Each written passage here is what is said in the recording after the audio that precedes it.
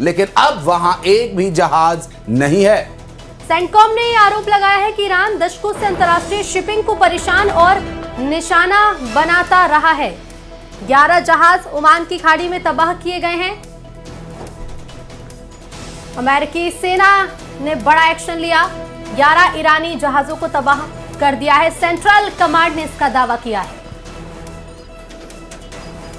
US central command के दावों में एक और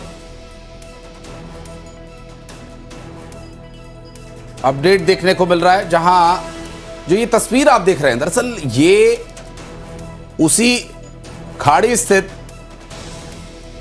युद्धपोत या जहाज जो भी इनके पास मौजूद थे उन पर हुए हमलों की ये तस्वीरें हैं। धमाके की ये तेज रोशनी, जबकि अमूमन यहां गुप्त अंधेरा रहता है, और देखिए रोशनी इस हमले से उठ रही आग की लपटों से बनी और किस तरह से ये यूएस सेंट्रल कमांड के दावे की तस्दीक करती तस्वीरें सामने आई हैं।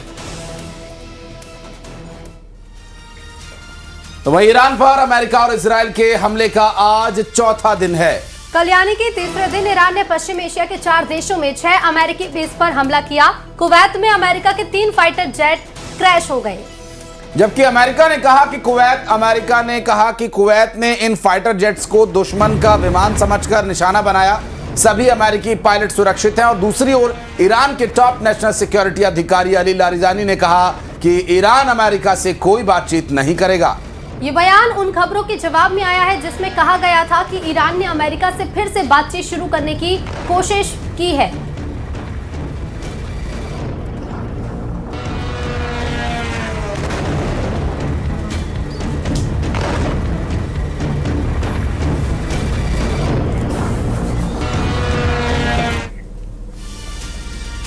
अमेरिकी राष्ट्रपति डोनाल्ड ट्रंप ने एक बार फिर से ईरान पर हमला बोला है। ट्रंप ने ईरान पर हमले जारी रखने की बात को फिर से दोहराया है।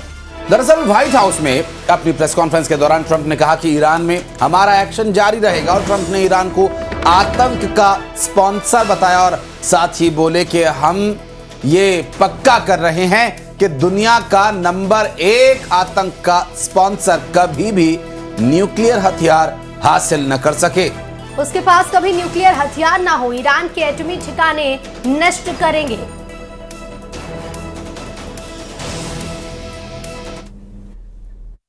Ensuring that the world's #1 sponsor of terror can never obtain a nuclear weapon, never going to have a nuclear weapon. I said that from the beginning. They're never going to have a nuclear weapon. They were on the road to getting one legitimately through a deal that was signed foolishly by our country.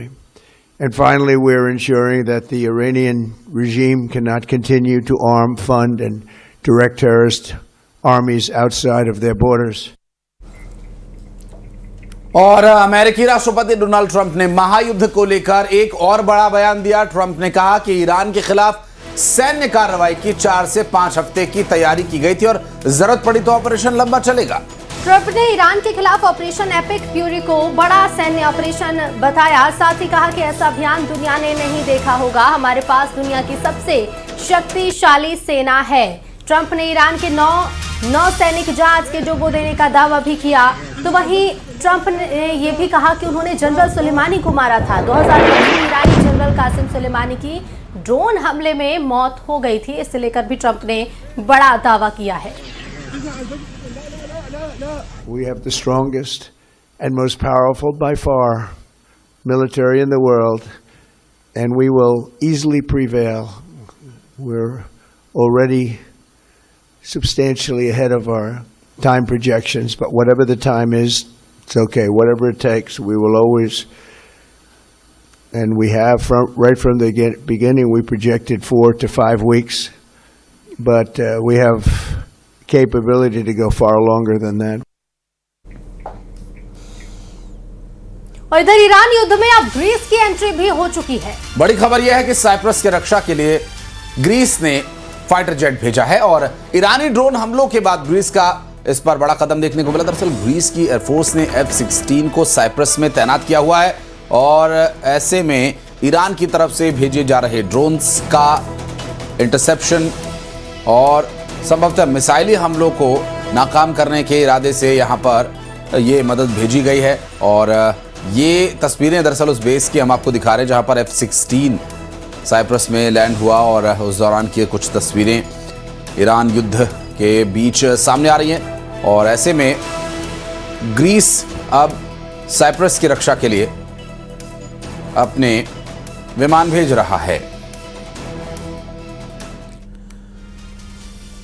Iran की Islamic revolutionary guard Corp ने Hormuz strait को लेकर बड़ी चेतावनी जारी की है। IRGC ने कहा है कि वो किसी भी ऐसे जहाज को आग के हवाले कर देगा जो होर्मुज स्ट्रेट के रास्ते से गुजरेगा।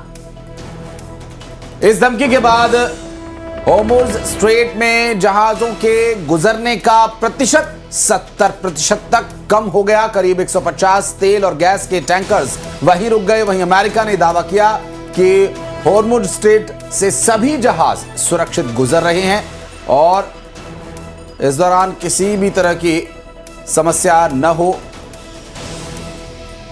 इसके लिए सुरक्षा के कदम उठाए जाने जरूरी है। और हालांकि एहतियाती तौर पर बड़ी संख्या में फ्लाइट्स को फिलहाल बंद किया गया है। और देखिए, एक ग्राफिक के माध्यम से दिखाने की कोशिश, जो अभी मूवमेंट इस वक्त बदलाव के दौर से गुजर रही है। एक फ्लुएंसी जो अब तक देखने को मिलती थी एयर ट्रैफिक में, अब एक तरह से वो रुक रुक कर मूव कर रही है। और इधर ईरान पर हमले के बाद भारत सरकार अलर्ट मोड पर है। कच्चे तेल की कीमत पिछले साल के सबसे ऊंचे स्तर पर पहुंच गई है। दरअसल इसे लेकर आज शिपिंग मिनिस्टर की बड़ी बैठक होनी है और इस बैठक में तेल इंपोर्ट और स्ट्रेट ऑफ होर्मुज के असर की समीक्षा भी होगी। और इससे पहले पेट्रोलियम मंत्री हरदीप पुरी ने तेल आपूर्ति की समीक्षा की थी। सरकार स्थिति पर नजर रख रही है ताकि देश में पेट्रोलियम उत्पादों की उपलब्धता और कीमतें नियंत्रण में रहें।